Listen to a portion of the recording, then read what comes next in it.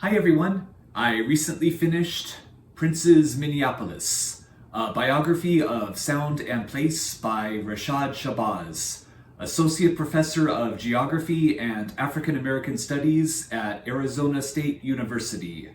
The formatting of this book was very unusual, but I ended up enjoying it quite a bit.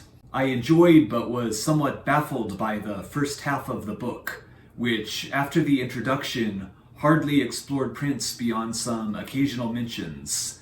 Instead, it provides a detailed history of the state of Minneapolis, going as far back as the initial conflicts with Native Americans, the genesis of the city's capital of St. Paul, and the many decades of discrimination that faced Black Minnesotans after the Great Migration of the early 20th century. While all that broader history sounds unnecessary, its purpose was to explore how Prince's famous Minneapolis sound came to be.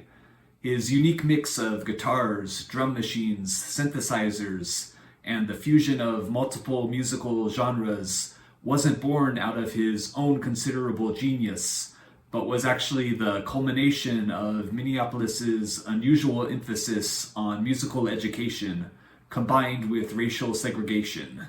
The second half of the book provides an excellent biography of Prince, starting from his childhood, substantially exploring his musical development, touring, and films, and also providing a full breakdown of all his albums up until his 1987 masterpiece, Sign of the Times.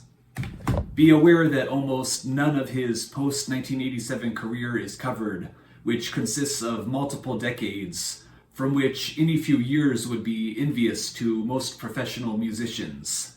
For a fuller yet still merely partial look at his career, I have another recommendation at the end of the video.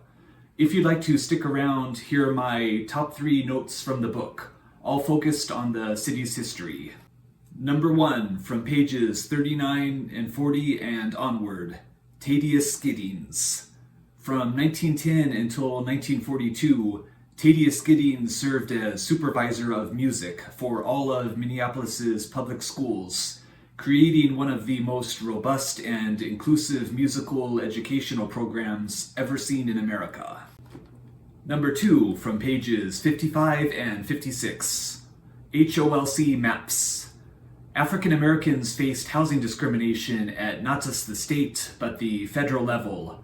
The Homeowners Loan Corporation, which functioned from 1933 until 1954, drew color-coded maps which designated minorities through yellow and red.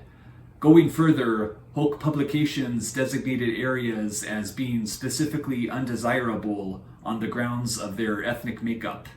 In turn, local banks refused federal government-backed mortgages and loans to minorities. Number 3, from pages 56 and 57, the longer-term economic effects of housing discrimination.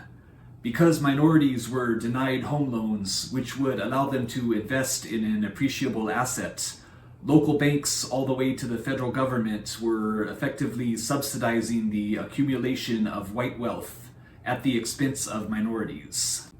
As mentioned earlier, this book covers a mere single decade of Prince's prolific 40-year career. About 20 years ago, I read the book Possessed: The Rise and Fall of Prince, which covered his life up until the early 2000s. Even then, that book was severely limited, as it cut off at the peak of his obscurity, right after he released the poorly received The Rainbow Children. Immediately after that book's publication, Prince experienced a significant mainstream renaissance following the One Night Alone tour and Musicology album.